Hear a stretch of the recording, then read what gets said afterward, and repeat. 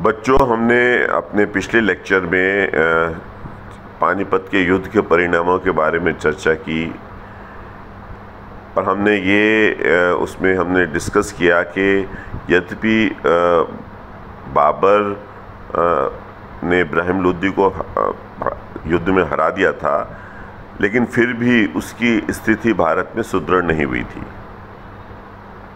तो हम कह सकते हैं कि पानीपत के युद्ध के बाद भी बाबर की कठिनाइयाँ थीं, और वो जो कठिनाइयों का उसने सामना किया वो ये था कि उसका अधिकार क्षेत्र बाबर का बहुत कम था।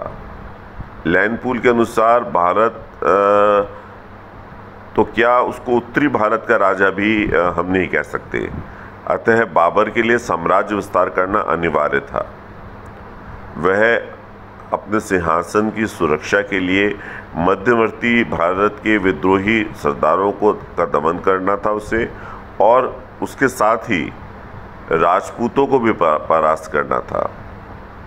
भारत की जनता बाबर को विदेशी समझकर उसे नफरत करती थी।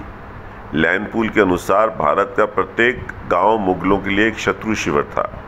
अतः बाबर को भारतीयों का विश्वास जीतना था। इब्राहिम लोदी की मृत्यु के बाद कासिम खान ने संभल, निज़ाम खान ने बयाना और हसत खान ने मेवात पर अधिकार कर लिया था। बाबर को इन सरदारों को अपने अधीन लाना था। बाबर के सैनिक तथा सरदार अपने घर लौटने के लिए व्यग्र थे तथा वे भारत की गर्मी सहन नहीं कर पा रहे थे। अतः बाबर को उन्हें अगले आक्रमण के लिए तैयार करना था। बाबर ने बड़े साहस तथा धैर्य से इन कठिनाइयों पर विजय प्राप्त की। बाबर ने सैनिकों तथा सरदारों को यह कह के समझा लिया कि वर्षों के परिश्रम से, कठिनाइयों का सामना करके, लंबी यात्राएं करके, अपने वीर सैनिकों को युद्ध में झोंककर और भीषण हत्या कांड करके हमने खुदा की कृपा से दुश्मनों के झुंड को हराया है, ताकि हम उनकी लंबी चौड़ी विशाल भूमि को प्राप्त कर सकें। अब ऐसी कौन सी शक्ति है जो हमें विवश कर रही है, और ऐसी कौन सी आवश्यकता है जिसके कारण हम उन प्रदेशों को छोड़ दें जिन्हें हमने जीवन को संकट में डालकर जीता है। मध्यवर्ती भारत के विद्रोहियों को कुचलना, महमूद, फिरोज खान, शेख बयाजीद आदि अफगान सरदारों ने युद्ध लड़े बिना ही बाबर का आधिपत्य स्वीकार कर लिया था। बाबर ने अन्य विरोधी अफगान सरदारों को कुचल दिया तथा संभल, बयाना, इटावा, धौलपुर, कन्नौज, ग्वालियर और जौनपुर पर अधिकार कर लिया। बाबर ने यद्यपि इनको जीत लिया था, लेकिन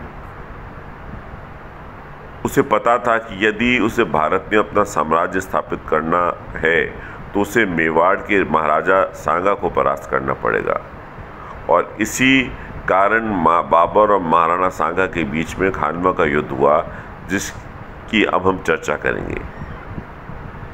इससे पूर्व हमारे लिए अच्छा रहेगा कि हम महाराणा सांगा के बारे में भी संक्षेप में वार्ता करें। महाराणा संग्राम सिंह यानी महाराणा सांगा महाराणा कुंभा के बाद मेवाड़ के सबसे महत्वपूर्ण शासक थे। उन्होंने अपनी शक्ति के बल पे मेवाड़ साम्राज्य का विस्तार किया और उसके तहत राजपूताना के सभी राजाओं को संगठित किया।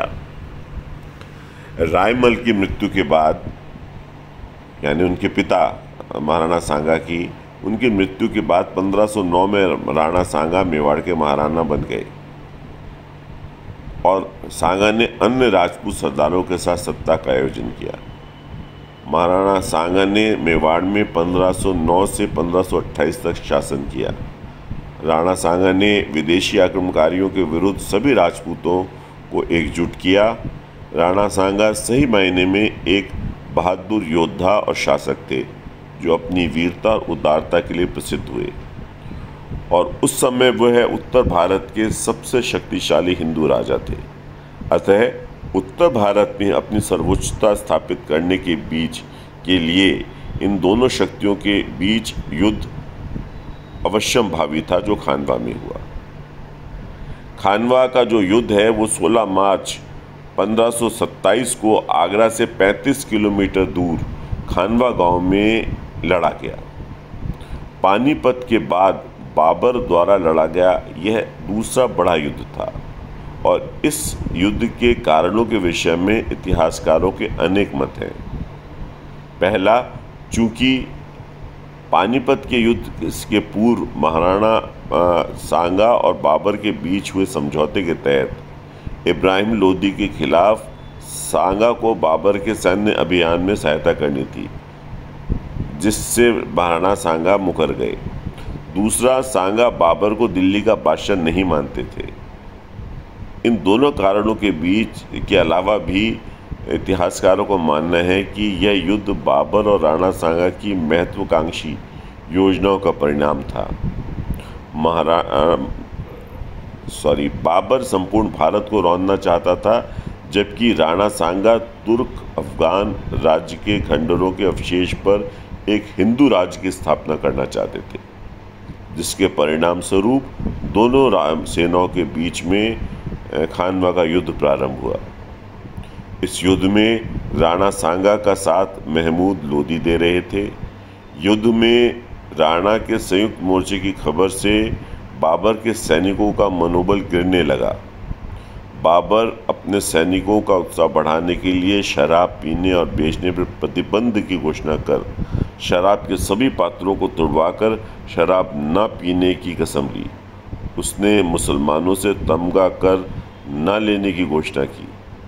तमगा एक प्रकार का व्यापारिक कर था, जिससे राज्य द्वारा लगाया जाता था।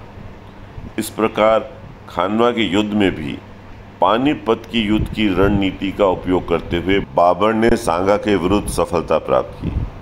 कालांतर में अपने किसी सामंत द्वारा विष दिए जाने के कारण राणा सांगा की मृत्यु हो गई और खानवा युद्ध के जीत के बाद बाबर ने गाजी की उपाधि धारण की। तो इस तरह खानवा का युद्ध हुआ, जिसमें बाबर ने विजय प्राप्त की। अगले लेक्चर में मैं आपको बाबर की जीत के कारणों के बारे में और खानवा के युद्ध के परिणामों के बारे में बताऊंगा।